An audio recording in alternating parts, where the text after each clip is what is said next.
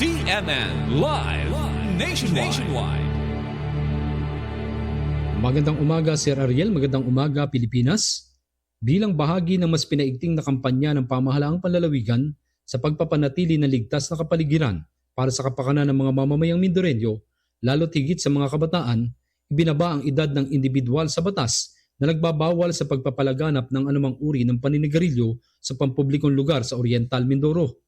Sa bisa ng Provincial Ordinance No. 189-2025, inamyandahan ang Provincial Ordinance No. 178-2024, an ordinance prohibiting the use, sale, distribution and advertisement of cigarettes and other tobacco products and electronic cigarettes in certain places, imposing penalties for violations thereof and providing funds therefore and for other purposes, na ipinasa sa ginanap na 11th SP regular session noong 14 ng Marso. Ayon sa bagong ordinansa, mahigpit na ipinagbabawal ang mga sumusunod.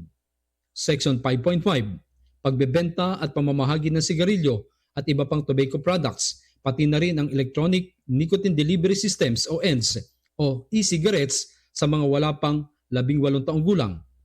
Section 5.6, ang pagbili ng tobacco products at ENDS mula sa mga kabataang nasa edad 17 pababa.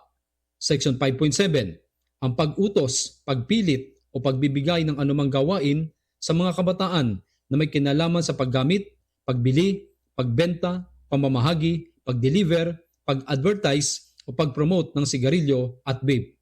Layunin ng batas na ito na mapanatili ang maayos na kalusugan ng mga mamamayan at masiguradong protektado ang kinabukasan ng mga kabataan laban sa masamang epekto ng paninigarilyo. Mula dito sa Oriental Mindoro, ako si Junard Acapulco ng DCSB Spirit FM Calapan City, reporting live para sa CMN Pilipinas. CNN Live Nationwide.